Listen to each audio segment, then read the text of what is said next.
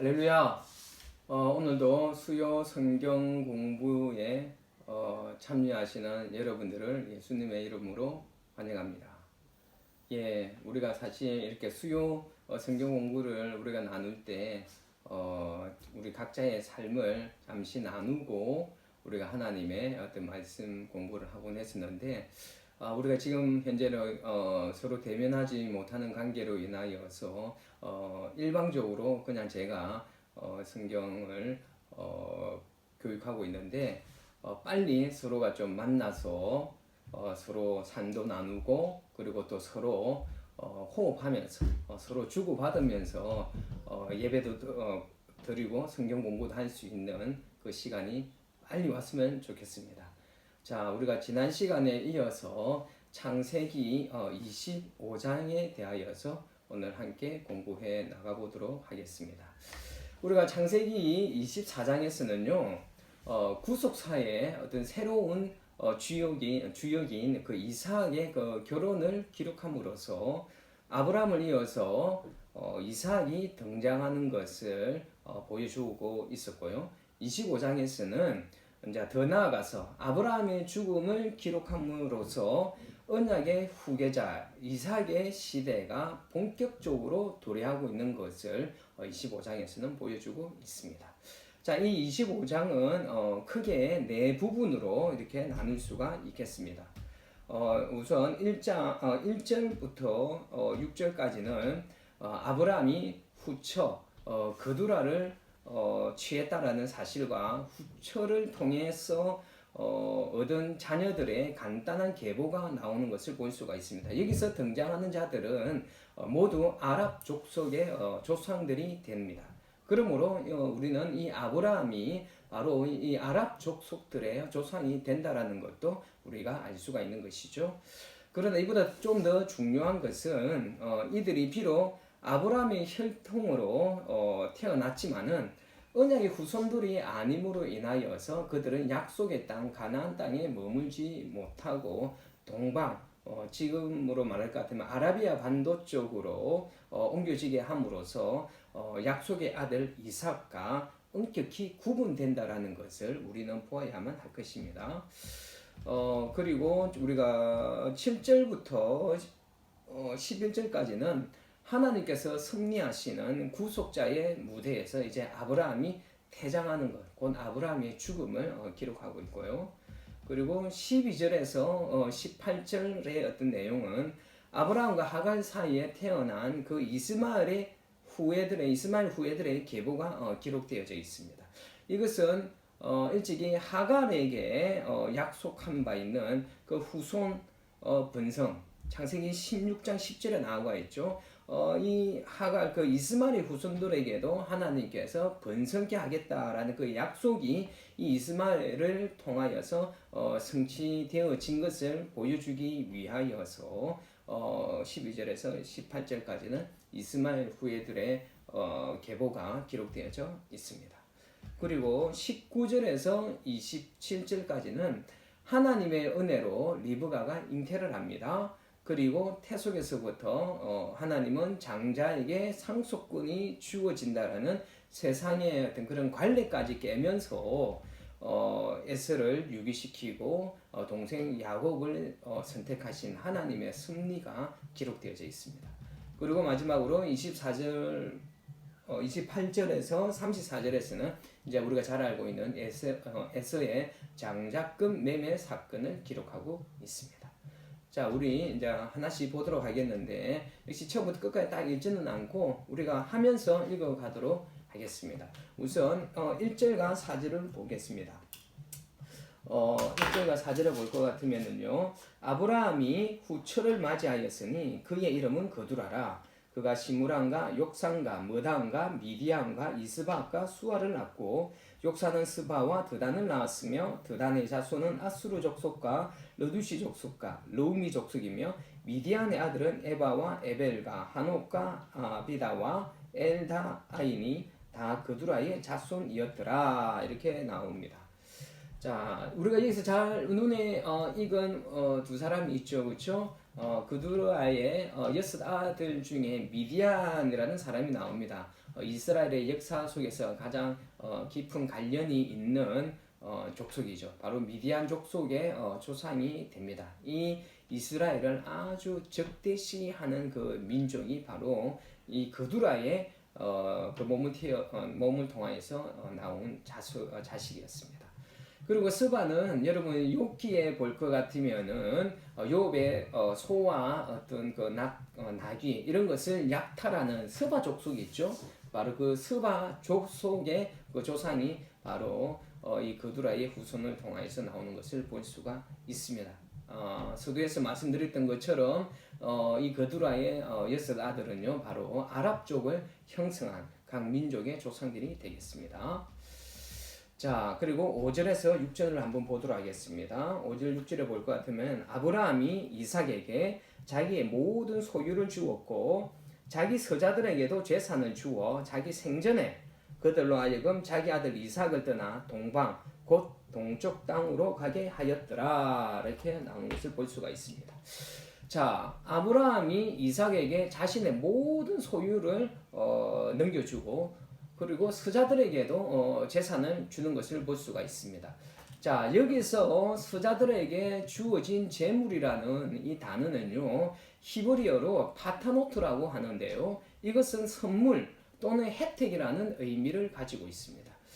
이거는 아브라함이 상속권이 없는 서자들에게 얼마간의 재산을 선물로 주었다라는 것이에요. 당시 서자들은요, 본체의 아들이 아닌 이 서자들은 재산에 대한 상속권에 대한 자격이 없습니다. 그래서 오로지 주는 것만을 받을 수가 있지 당연히 받을 수 있는 그런 권리는 없었습니다.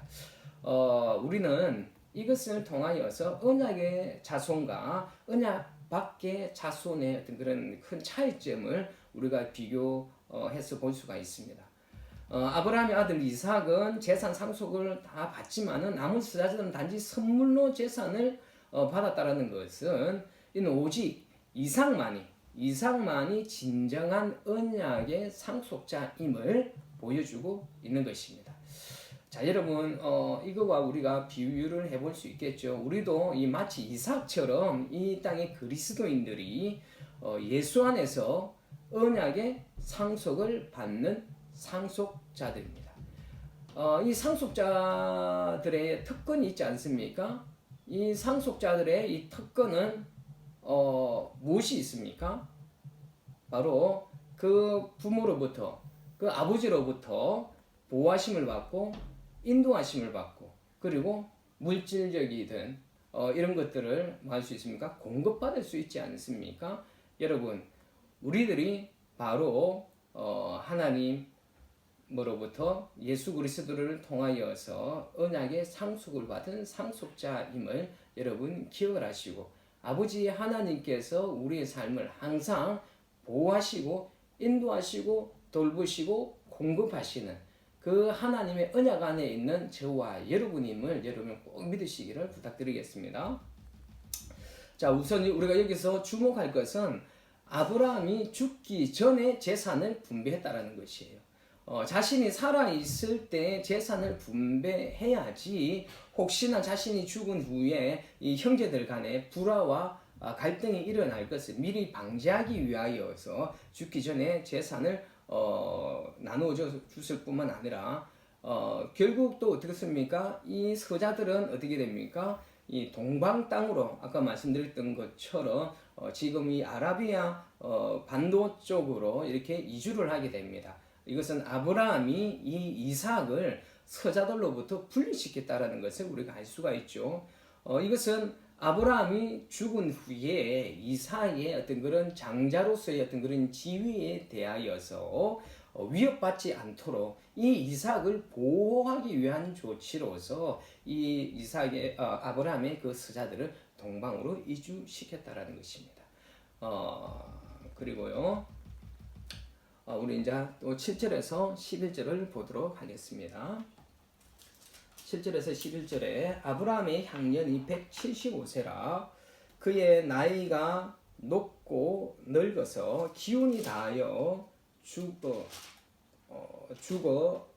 자기 열조에게로 돌아가매 그의 아들들인 이삭과 이스마엘이 그를 마므레 앞 헷 족속 소알의 아들 에브론의 밭에 있는 막벨라 굴에 장사였으니 이것은 아브라함이 헷 족속에게서 산 밭이라 아브라함과 그의 아내 사라가 거기 장사되니라. 아브라함이 죽은 후에 하나님이 그의 아들 이삭에게 복을 주셨고 이삭은 브엘라 헤로이 근처에 거주하였더라. 이렇게 나와 있습니다. 자, 아브라함이 75세에 소명을 받았지 않습니까? 75세에서 소명을 받아 하란 땅을 떠나서 가나안 땅에 들어온 후 100년이 흐른 뒤에 죽게 되는 것입니다. 이 100년의 그 세월 동안 아브라함은 한결같이 하나님과 동행하는 삶을 살았고 하나님을 끝까지 신뢰하고 의지하였을 뿐만 아니라 하나님의 언약을 성취하기 위하여서 끝까지 충성된 삶을 살았던 사람이었습니다. 그래서 하나님께서는 어떻게 했습니까? 아브라함에게 복을 주셨던 것이죠. 그래서 오늘 본문에 보니까 뭐라고 나와 있습니까? 아브라함은 복을 받아서 나이가 높고 늙어서 기운이 다할 때까지 장수하였다라고 이렇게 기록하고 있지 않습니까? 이것은요 지상에서 복된 수명을 누렸다라는 뜻으로 이 땅에서 머무는 동안에 하나님의 은혜 속에서 여한 없이 풍성한 삶을 살다가 이제 이 땅에서 살아갈 때 삶의 승리자가 되어서 죽게 되었다라는 것을 보여주고 있습니다. 여러분 부럽지 않으십니까? 이런 이 복된 삶을 살 수 있는 그 최선의 길은 바로 하나님을 온전히 신뢰하고 하나님과 친밀하게 동행하는 삶을 살게 될 때 누릴 수 있는 축복입니다. 영과 육의 축복은 하나님으로부터 옵니다. 여러분 믿으시죠? 그러나 우리가 자꾸 너무 육의 축복만을 우리가 구하는 것 같은데 물론 하나님께서 육의 축복도 풍성하게 주시는 분이십니다. 그런데 너무 우리가 육의 축복에만 집착을 하는데 육의 축복에만 집착하지 마시고 영의 축복도 풍성하게 주시는 그 하나님을 우리가 기대하고 날마다 그 하나님 앞에 구하는 삶을 살았으면 좋겠습니다. 여러분 하나님 안에서 누리는 영적으로 부유한 그 삶을 갈망하는 하나님의 백성들이 되었으면 좋겠습니다. 영적으로 부유한 삶을 살기 위하여서는 바로 하나님을 많이 경험해야만 되는 것입니다. 아브람처럼요. 하나님과 늘 동행하는 삶을 살기로 우리가 갈망하고 그리고 정말 그 아버지 하나님께서 하시는 그 모든 일에 대하여서 신뢰하고 끝까지 믿고 의지하며 살아갈 때 하나님께서는 우리들에게 풍성한 복을 부어 주신다는 것이죠. 우리가 하나님을 알게 될 때, 하나님을 경험하게 될 때 우리는 이 세상이 줄 수 없는 최고의 영적인 기쁨, 최고의 영적인 만족감, 삶의 만족감을 누리면서 살아갈 수 있게 된다는 것을 기억을 하시고 늘 하나님을 좀 더 깊이 알아가고 하나님을 경험하기를 갈망할 수 있는 저와 여러분 되시기를 부탁드리겠습니다. 자, 이제 아브라함은 이제 사라가 묻혔던 건 어디였습니까? 바로 에브론의 그 밭이 있었던 막벨라 굴에 이제 묻혀서 열조들에게로 돌아갔다라고 기록하고 있습니다. 여기서 열조들에게 돌아갔다라는 이 표현은요 구약 성도들의 내세관을 보여주고 있는 표현입니다. 그 죽음이 이 모든 것의 끝이 아니라 이전에 죽은 조상들과 다시 만나는 또 하나의 새로운 시작임을 이 표현을 통해서 보여주고 있는 것입니다. 여러분 우리 삶도 마찬가지입니다. 여러분 우리 잘 알고 있지 않습니까? 우리가 이 땅에서 영원히 살 수 없지 않습니까? 이 땅에서의 그 삶은 길어야 80년에서 100년이고 길어야 그렇다라는 것이고 또 언제 우리가 어떻게 죽을지 우리가 알 수 없는 그런 연약한 존재들이지 않습니까? 그렇기 때문에 우리가 길지 않은 이 육적인 삶에 너무 집착하지 말고 우리가 영혼의 삶에 대하여서 우리에게 기다리고 있는 그 영혼의 그 삶에 대하여서 준비하고 천국의 삶을 소망할 수 있는 우리 뉴몬드 성도들이 되었으면 좋겠습니다. 자, 그리고 오늘 11절에 보니까 아브라함이 죽은 후에 하나님이 그의 아들 이삭에게 복을 주셨다라고 이렇게 나오가 있는데, 이 복이라는 것은 그냥 뭐 물질적인 어떤 그런 복만을 이야기하는 것이 아닙니다. 더 중요한 것은 이 아브라함이 죽은 후에도 하나님의 언약이 이삭을 통하여서 계속해서 이루어진다라는 의미가 있는 것입니다. 즉 한민족을 통하여서 하나님의 나라가 세워지는 것뿐만 아니라 전 우주적인 구속의 역사가 이 이삭을 통하여서 계속해서 진행될 것임을 보여주는 말이라는 것이죠. 즉 이삭이 아브라함의 가계를 이을 장자이며 하나님의 축복과 약속을 이을 아들이라는 것을 보여주고 있습니다. 자, 이 이삭이 이제 아브라함이 죽고 난 뒤에 어디에 이주했다라고 이야기를 합니까? 브엘라 하로이. 여러분 이 브엘라 하로이 어디선가 들어보지 않았습니까? 예, 우리 창세기 16장 4절에 보면은요, 하갈이 사라를 어떤 그런 핍박을 피하여서 이스마엘과 도망하였다가 중간에 어땠습니까? 샘물 곁에 피하는 사건이 있지 않습니까? 바로 그 샘 곁에서 누구를 만납니까? 하나님의 사자를 만나서 어떤 그런 하나님의 위로와 축복을 받은 뒤에 하갈이 그 샘물 이름을 브엘라 하로이라고 지었지 않습니까? 이 브엘라 하로이라는 이 우물의 의미가 살아서 감찰하시는 자의 우물, 그런 의미가 있었다라고 지난번에 창세기 16장 할 때 말씀드렸었습니다. 자, 그 다음에 12절부터 18절까지는 이스마엘 그 후손들의 계보가 나오고 있습니다. 이 이스마엘 후손들을 왜 기록하고 있을까요? 이 이스마엘의 그 후손들 굳이 언약의 자손이 아닌데 굳이 이 성경에는 기록하고 있습니다. 이것은요, 이 이스마엘과 그 후손들이 언약의 자손은 아니지만 누구의 자손입니까? 바로 아브라함의 자손들이었기 때문에 이 성경책에 기록해주는 복을 받은 것입니다. 게다가 하나님께서 하갈과 이스마엘에게 그 번성케 하겠다는 그 약속을 하셨지 않습니까? 그 약속이 성취되어졌다라는 것을 분명하게 보여주기 위하여서 이 책에 기록하고 있는 것입니다. 하나님께서는 이들이 언약 밖의 백성들이었지만은 아브라함의 후손들이라는 그 이유 하나 때문에 아브라함에게 하셨던 약속, 아브라함의 후손들이 번성하게 될 것이라는 그 약속을 성취시키시는 것을 보여주고 계십니다. 이것은 하나님께서는 우리 창세기에서 계속해서 강조하고 있는 내용이지 않습니까? 하나님께서는 약속하신 것은 반드시 지키신다라는 것. 인간의 어떤 그런 실수와 실패, 그래서 이렇게 이스마엘이 태어났지 않습니까? 그런 실수와 실패를 하였을지라도 그 하나님께서 아브라함의 후손에게 복을 주시겠다, 번성케 하시겠다는 그 약속을 하나님께서는 끝까지 지켜내시는 것을 볼 수가 있습니다. 하나님은 약속의 하나님이십니다. 하나님께서는 이 성경 가운데 수없이 많은 하나님의 많은 약속들을 하셨습니다. 이 약속들을 우리가 믿음으로 성취하여서 어렵고 힘이 들 때마다 약속하신 것은 반드시 지키시는 약속의 하나님이십니다. 그것을 우리가 알고 있습니다. 그래서 그 약속의 말씀을 붙들고 날마다 어렵고 힘든 상황이 있을 때 하나님 앞에 기도하며 나아갈 수 있었으면 좋겠습니다. 자, 20절 보겠습니다. 19절부터 26절까지 한번 읽어보겠습니다.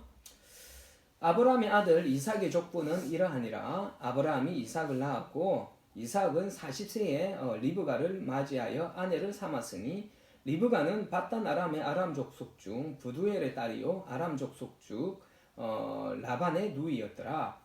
이삭이 그의 아내가 임신하지 못하므로 그를 위하여 여호와께 간구하매 여호와께서 그의 간구를 들으셨으므로 그의 아내 리브가가 임신하였더니 그 아들들이 그의 태 속에서 서로 싸우는지라 그가 이르되 이럴 경우에는 내가 어찌할꼬 하고 가서 여호와께 묻자온대 여호와께서 그에게 이르시되 두 국민이 내 태중에 있구나 두 민족이 내 복중에서부터 나누이리라.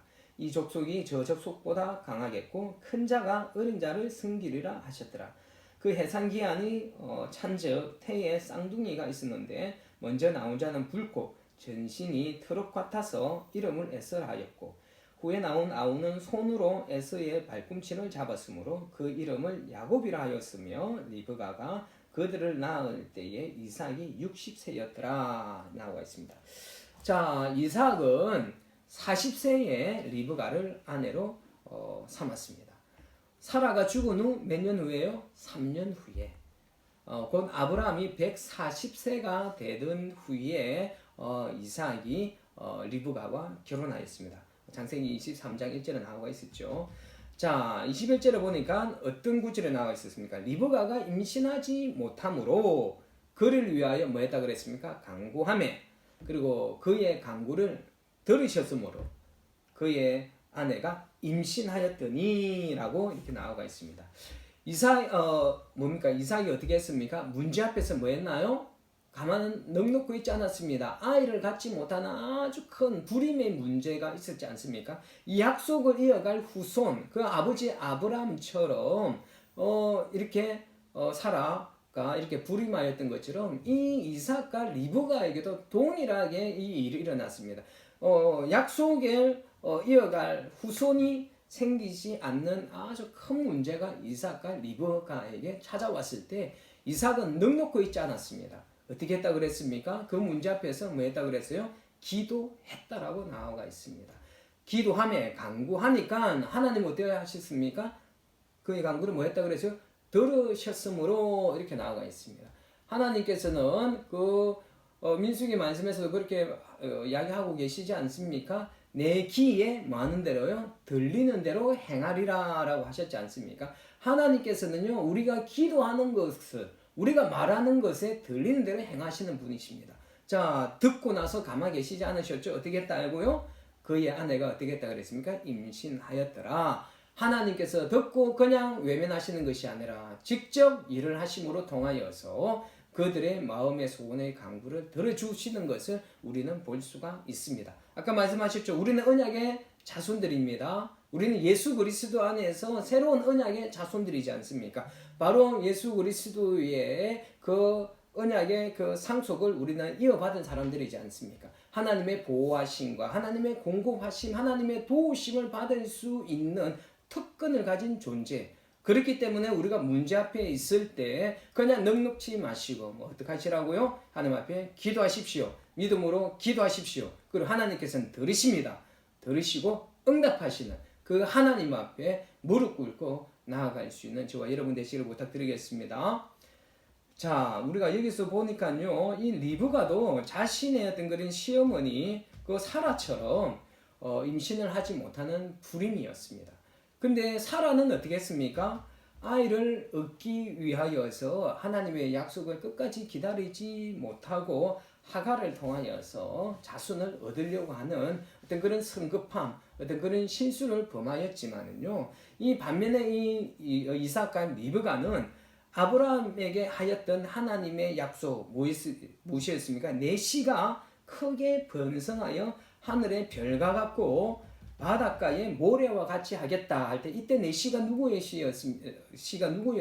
바로 이삭이지 않습니까? 자신이라는 것을 잘 알고 있었습니다. 그래서 이 하나님께서 아브라함에게 하였던 약속이 바로 또 자신에게 이어지는 이 약속을 온전히 믿고서 기다리며 기도했습니다. 이삭과 리브가는 자녀를 위해서 몇 년을 기다렸나요? 20년을 기다렸습니다. 아브라함과 사라는 몇 년요? 25년. 이 25년, 그 다음 20년. 정말 긴 시간들이지 않습니까? 아브라함과 사라는 이 25년의 시간 동안 정말 실수하는 것이 몇 번 있었지만은 이 이삭과 리브가는 이 자녀에 대한 이 하나님의 약속은 끝까지 믿고 의심하지 않고 기다리면서 그 하나님의 약속을 성취되어지는 것을 경험하게 되는 것입니다. 자, 이삭의 나이 60세에 에서와 야곱을 낳게 됩니다. 이 20년 사건 아주 긴 시간인데 이들에게도 아주 큰 시험의 순간이었지 않겠습니까? 아브라함과 사라가 겪었던 것처럼 이 20년, 1년, 2년도 아니고 20년이라는 시간 동안에 그 약속을 기다리는 시간이 아주 긴 시간이었고 큰 시험의 순간이었을 것인데 아브라함과 사랍처럼 이렇게 실패하지 않았던 아주 큰 이유가 있었을 것 같습니다. 그 무엇이었을까요? 아마 자신의 아버지 아브라함으로부터 분명히 이 이야기를 들었을 것입니다. 자신들에게 그 25년의 시간은 기다렸지만 하나님께서는 그 약속하신 자녀를 주시던 하나님, 그 하나님에 대하여서 아브라함 이삭에게 분명히 수도 없이 이야기를 했을 것입니다. 이삭은 그 이야기를 듣고서 선의 학습이 이미 이루어진 것이겠죠. 그래서 그 아버지의 말을 듣고 이삭은 끝까지 하나님께서 약속을 지키시는 하나님에 대한 어떤 믿음을 끝까지 지켜내었었고 결국은 어떻게 되었습니까? 바로 오늘 그 야곱과 에스를 얻게 되는 축복을 받게 되었던 것이죠. 자, 여러분 이것을 통하여서도 우리는 이 부모님들의 자녀들을 향한 이 믿음의 교육이 얼마나 중요한지 우리는 깨닫게 되는 것입니다. 그러니까 여러분 우리 부모된 우리들 다른 어떤 그 무엇보다 이 자녀들에게 하나님을 알아가고 하나님을 온전히 믿고 신뢰하고 의지할 수 있는 어떤 그런 신앙 교육이 저와 여러분들의 그 가정 가운데에서 아주 성실하게 잘 이루어질 수 있기를 예수님의 이름으로 축복합니다. 자, 우리는 이 아브라함과 이삭을 통하여서 자식은 인간의 노력에 의하여서 주어지는 것이 아니라 오직 하나님의 주권적인 선물임을 깨달을 수가 있습니다. 시편 127편 3절에서 그렇게 이야기하지 않습니까? 자식은 하나님께서 주신 기업이요 상급이다라고 말씀하고 있습니다. 모든 생명은 하나님의 주권적인 개입으로 잉태되어지는 것입니다. 아주 우연하게 어떤 생물학적인 어떤 그런 관계를 통하여서 우연히 생겨지는 생명이 아니라 하나님의 주권적인 개입하여서 생명은 잉태되어진다라는 것을 우리는 꼭 기억해야만 하는 것입니다. 그런데 이것을 잘 알지 못하는 많은 세상 사람들과 또 일부 그리스도인들 중에서도 그렇죠. 이제 우리 과학이 발달해서 남자인지 여자인지 우리가 한 임신 한 3, 4개월 정도 되면 알 수 있지 않습니까? 자기가 원하는 성의 그 아이가 아니었을 때 낙태하는 일들이 얼마나 많이 일어나고 있습니까? 또는 예기치 않았던 원하지 않았던 때에 어떤 그런 아이가 생겼을 때 그들의 바로 또 이렇게 낙태하는 어떤 그런 정말 안 좋은 어떤 그런 제약된 일이 지금 이 시대에 너무도 많이 일어나고 있습니다. 이거는 사단의 역사입니다. 우리 여러분 기억했으면 좋겠습니다. 이 낙태는 모든 태가 하나님의 주권적인 간섭 아래에 있다라는 것을 정면으로 대적하는 것, 부인하는 것, 그것이 바로 낙태라는 큰 제약이라는 것을 여러분 꼭 우리가 알았으면 좋겠습니다. 우리 자녀들은 하나님께서 주신 기업이요 상급입니다. 하나님께서 주신 생명이니까 여러분 또 하나님께서 직접 양육해 주시지 않겠습니까? 우리가 이런 믿음으로 우리에게 주신 어떤 그런 기업, 그 선물, 이 자녀들을 우리가 양육할 수 있었으면 좋겠습니다.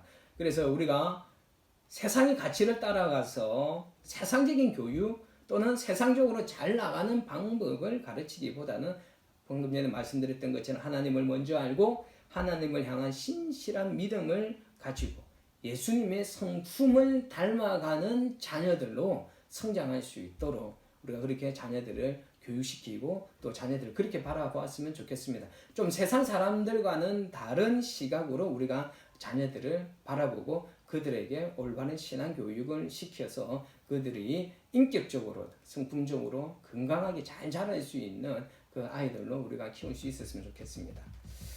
자, 그리고 22절과 23절에 그의 아들들이 태 속에서 싸우는지라라는 구절이 나옵니다. 이 구절은 바로 이 그 리브가의 그 태 안에 있었던 에스와 야곱의 장래를 예고하고 있는 구절이죠. 에스와 야곱의 삶이 서로 갈등하고 싸우는 미래를 예언하고 있는 것입니다. 이러한 상황에서 이 그 태에서 그 두 아들이 이렇게 싸우는 것에 리브가가 너무 당황하지 않습니까? 당황했을 때 어떻게 했나요? 그 문제가 생겼을 때 어떻게 했나요? 리브가는 바로 하나님 앞에 물었습니다. 일을 어떻게 해야 할지 하나님 앞에 묻지 않습니까? 리브가는 문제가 생겼을 때 하나님을 의지하고 하나님의 뜻을 물으면서 살아가는 신실한 사람이었음을 우리는 알 수가 있습니다. 아까 그랬죠. 우리가 문제가 생길 때 기도하는데 또는 우리가 나아가야 할 삶의 방향에 대하여서 우리가 하나님 앞에 질문하는 어떤 그런 태도들을 우리가 훈련을 많이 했으면 좋겠습니다. 기도라는 것은 무조건 내가 원하는 것만을 간구하는 것이 아니지 않습니까? 바로 하나님께서 말씀하시는 것을 듣는 기도, 이 듣는 기도도 너무너무 중요하더라고 제가 예배 드릴 때나 성경 공부할 때 자주 말씀드렸는데 문제가 생길 때 하나님 앞에 기도하면서 우리가 나아가야 할 삶의 방향들을 질문하면서 하나님의 인도하심에 따라 살아갈 수 있었으면 좋겠습니다. 자, 하나님께서 말씀하십니다. 두 국민이 내 태중에 있고 두 민족이 내 복중에서 나누이리라. 큰 자가 작은 자를 섬기리라. 이렇게 나옵니다. 하나님께서는 야곱이 태어나기 전부터 그를 언약의 후손으로 택하셨습니다. 야곱이 선택을 받은 것은 그 자신의 이 야곱 자신의 어떤 훌륭한 자질이나 어떤 조건에 달려 있은 것이 아니라 하나님의 주권적인 개입이었습니다. 하나님의 주권에 달려 있었다는 것이죠. 사실 에서와 야곱의 성품을 볼 것 같으면요, 두 사람 다 인간적으로 보았을 때는 약속의 자녀에게 합당치 않는 모습들이 나타나지 않습니까? 우선 에서를 볼 것 같으면요, 거친 성격의 소유자였을 거라고 우리는 유추를 할 수가 있습니다. 사냥을 즐기는 자, 피 흘리는 것을 즐기는 것이지 않습니까? 피 흘리는 것을 즐김으로 피 흘리는 걸 즐기고 또 그는 가정에 나중에 뒤에 나오죠. 장자권을 쉽게 포기하잖아요. 그는 가정의 통솔권, 영적 물질적인 축복과 그리고 영적인 어떤 물질적인 어떤 축복이 주어지는 이 장자권을 갖다가 그는 소중하게 여기지 않습니다. 또 야곱은 또 어땠습니까? 야곱은 속이는 자였지 않습니까? 축복을 받기 위해서는 수단과 방법을 가리지 않았던 사람이지 않습니까? 그럼에도 불구하고 하나님께서는 이 야곱이 태어나기 전부터 이미 이 야곱을 선택하셔서 이삭을 잇는 상속자가 되게 하셨습니다. 야곱이 선택되어진 것은 오직 하나님의 주권적인 의지에 의한 것이었습니다. 이와 동일한 사건이 우리 삶 가운데서도 동일하게 일어났었지 않습니까? 우리들도 야곱처럼 특별히 선택을 받아 존재이지 않습니까? 우리에게 구원받을 만한 건덕지가 있었던 사람이었나요? 그렇지 않았습니다. 우리도 구원받을 만한 건덕지가 전혀 없는 정말 악한 죄인들이었지 않습니까? 그런 우리가 하나님의 자녀가 되었던 것은 단지 하나님의 어떤 그런 주권적인 선택, 은혜의 선택이었습니다. 여러분, 우리가 하나님을 선택한 것이 아니지 않습니까? 하나님이 우리를 선택하신 거예요. 아니야, 내가 내 발로 걸어서 교회를 갔기 때문에 내가 하나님을 선택했어 라고 우리가 오해하시면 안 됩니다. 그 하나님의 교회에 나아가게 되는 그 모든 발걸음 뒤에는 하나님의 주권적인 어떤 인도하심, 그 선택하심이 있었기에 우리가 그 하나님 앞에 나아갈 수 있었던 것입니다. 여러분, 우리도 바로 이 야곱처럼 특별히 우리가 선택받을 만한 어떤 그런 가치가 없었음에도 불구하고 정말 부족한 우리들을 하나님께서 특별한 은혜를 허락하셔서 우리를 선택해 주셨다라는 그 하나님의 그 은혜, 우리가 좀 기억했으면 좋겠습니다. 그리고 감사했으면 좋겠습니다. 늘 우리의 삶들 가운데에서 하나님께서 우리의 삶을 선택하여 주시고 인도해 주시는 그 하나님의 은혜에 늘 감사하며 살아갈 수 있었으면 좋겠습니다.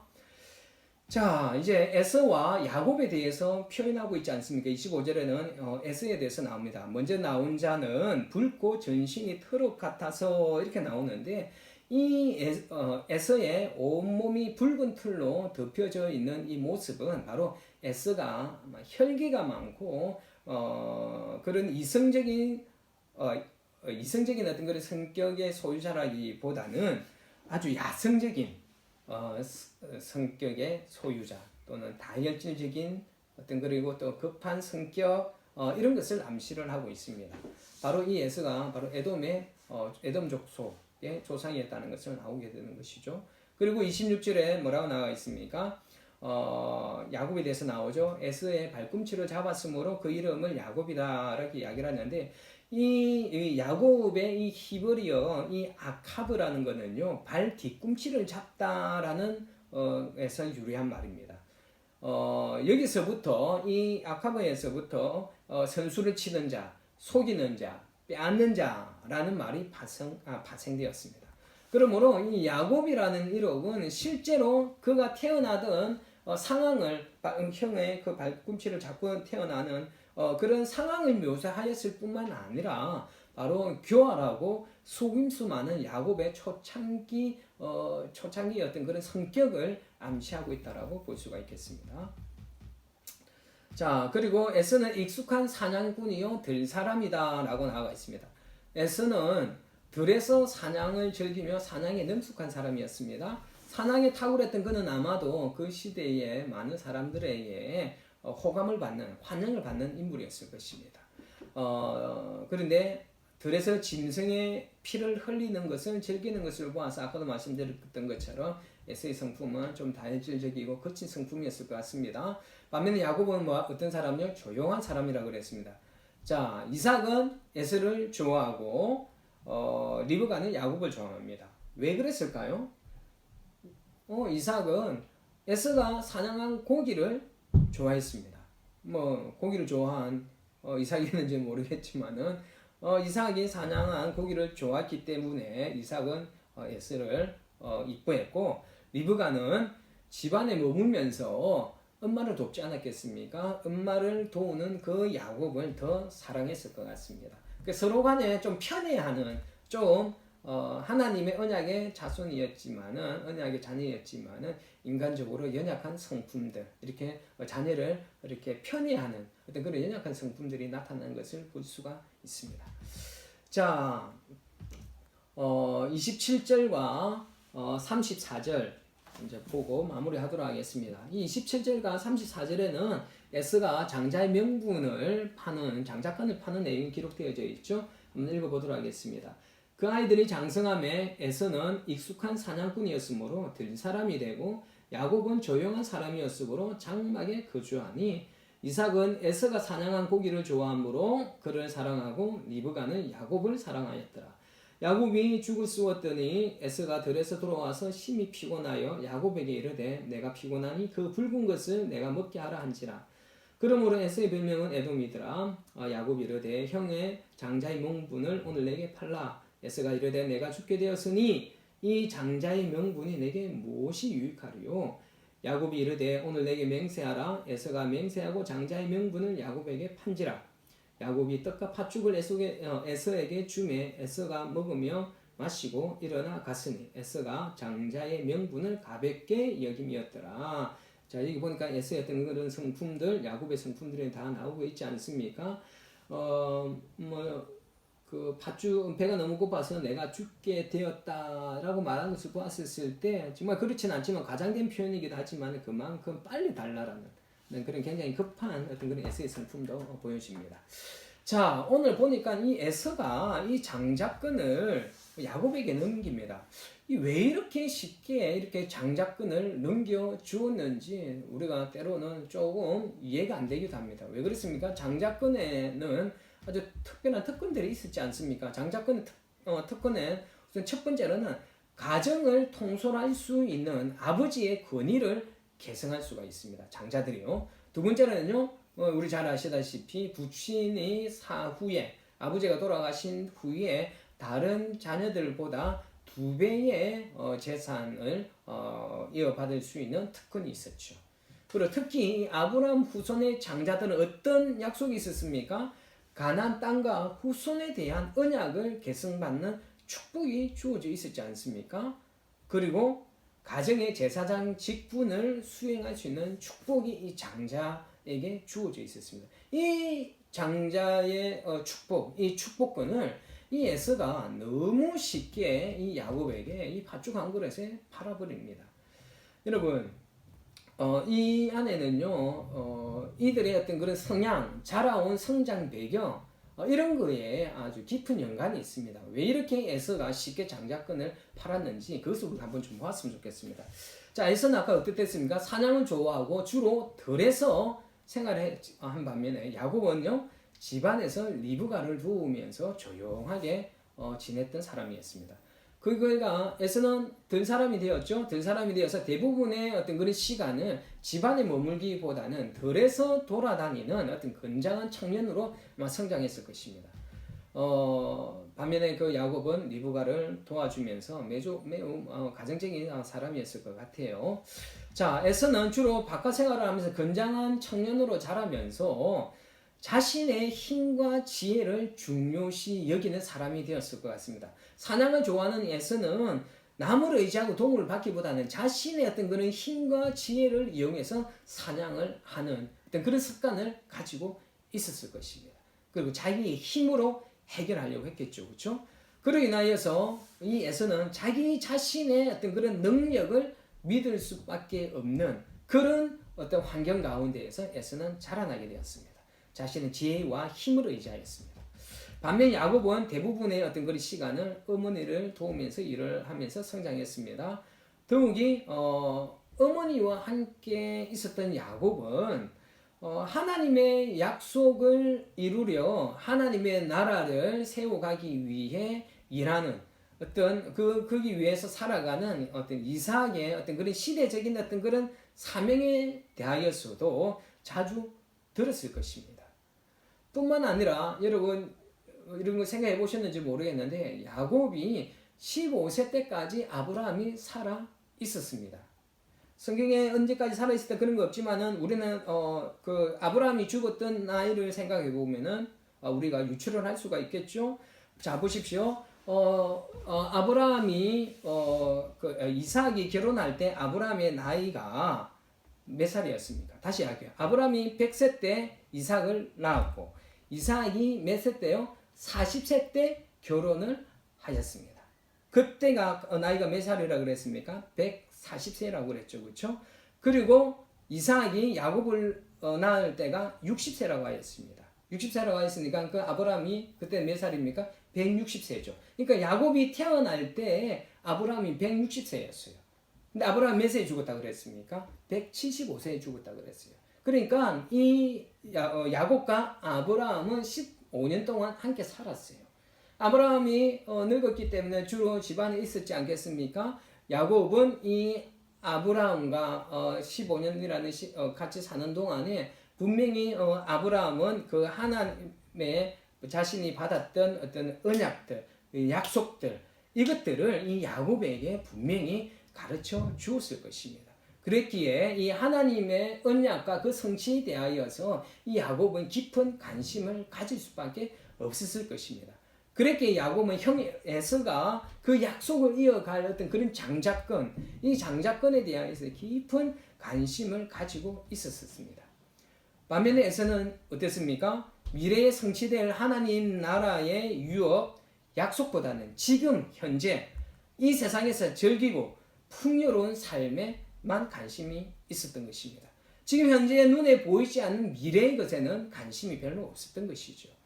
그리고 지금 현재 자기가 원하는 이 세상적인 것들은 자기의 힘으로 이룰 수 있다라는 어떤 그런 생각을 하고 있었기 때문에 굳이 지금 현재가 아닌 미래에 취하게 될 어떤 그런 장자권에 대하여서는 그다지 그는 관심을 가지고 있지 않았던 것입니다. 이 에서가 관심을 가진 것은 장자의 명분보다는 실제로 지금 이 세상에서 영향을 끼칠 수 있는 이 힘에 관심을 가지고 있었습니다. 그래서 에서는 팥죽을 먹고 힘을 얻어서 다시 사냥의 세계로 돌아가기 위하여서 장자권을 쉽게 야곱에게 양도한 것입니다. 그러니까 이 보이지 않는 어떤 그런 영적인 어떤 그런 축복권들, 언약의 축복 이것들이 얼마나 크고 소중한지 이 예수는 깊이 생각하지 않았습니다. 성격이 급하고 굉장히 다혈질적이고 굉장히 현실적인 사람, 세상적인 정욕에 따라서 살아갔던 사람이었던 것 같습니다. 에서는 지금 현실적인 거, 눈에 보이는 거, 물질적인 것에 관심을 가졌지만 야곱은 지금은 손에 쥐어지는 것은 없지만은 미래에 하나님께서 약속하신 그 하나님 나라를 세우는데 자신도 직접 참여하고 싶다라는 시대적인 사명 의식이 장자권에 대한 관심과 욕심을 내었던 것입니다. 하나님께서는 이러한 그 야곱을 사랑하였습니다. 그래서 하나님께서는 야곱이 에서의 장자권을 살 수 있도록 기회를 허락하셨던 것입니다. 이 일은 단순히 야곱과 에서 사이에서 발생한 어떤 그 장자권의 어떤 그런 싸움이 아니라 누가 과연 아브라함과 이삭의 유업, 하나님의 약속 이것을 이어받을 것인가 하는 어떤 그런 문제였던 것입니다. 여러분, 우리가 에서와 같은 사람이 되기를 원하십니까? 아니면 야곱과 같은 사람이 되기를 원하십니까? 지금 우리가 눈에 보여지는 현실적인 것, 이 세상적인 것만을 쫓아가는 어떤 그런 사람이 아니라 하나님께서 우리에게 주시는 어떤 그런 영적인 어떤 그런 축복권들, 하나님의 미래에 주어지는 하나님께서 우리에게 주어지는 어떤 그런 하나님의 약속들, 지금 현재 보이지는 않지만 반드시 이루어져 갈 어떤 그런 하나님의 약속들을 믿고 의지하면서 살아가는 어떤 그런 영적인 사람이 되기를 원하십니까? 저는 우리 구세군 유물든 성도 여러분들이 정말 이 야곱처럼 이 하나님의 나라를 세워 갈 수 있는 어떤 그런 영적인 눈들을 가지고 이 세상적인 것에만 너무 관심을 가지는 것이 아니라 하나님 나라를 세워가는 하나님의 거룩한 동력자, 하나님의 사람으로 세워져 갈 수 있는 우리 눈물든 성도들이 되었으면 좋겠습니다. 그래서 우리 계속해서 여러분들에게 말씀드립니다. 너무 세상적인 것에 우리가 집착하지 말고 정말 보이지 않는 하나님의 나라, 또 그 하나님 나라 지금 이 땅에서 하나님께서 세워가기를 원하시는 그 하나님의 나라를 세워가는 어떤 그런 영적인 것에 관심을 가지고 하나님의 동력자로서 살아가기를 소망하는 그런 하나님의 백성들이 될 수 있기를 예수 그리스도 이름으로 축원합니다. 우리가 오늘 창세기 25장을 우리가 하게 되었는데 이 창세기 25장을 통하여서 정말 하나님의 언약의 약속을 받았던 그 상속자들이 우리가 어떠한 삶을 살아야 할지 우리에게 분명하게 보여주는 것 같습니다. 그래서 여러분, 우리는 지금 이 시대에 예수 그리스도 안에서 새로운 하나님의 언약을 받은 상속자임을 여러분 기억을 하시고, 보이지 않는 영원한 그 하나님의 그 나라, 그리고 또 이 땅에서 이루어갈 그 하나님의 나라를 세워가는데 하나님의 거룩한 동력자로서 살아갈 수 있는 저와 여러분 되시기를 예수 그리스도 이름으로 축원합니다. 오늘도 함께 참여해 주셔서 감사합니다. 다음 주에 다시 만나도록 하겠습니다. 감사합니다. 다음 주에 뵙겠습니다.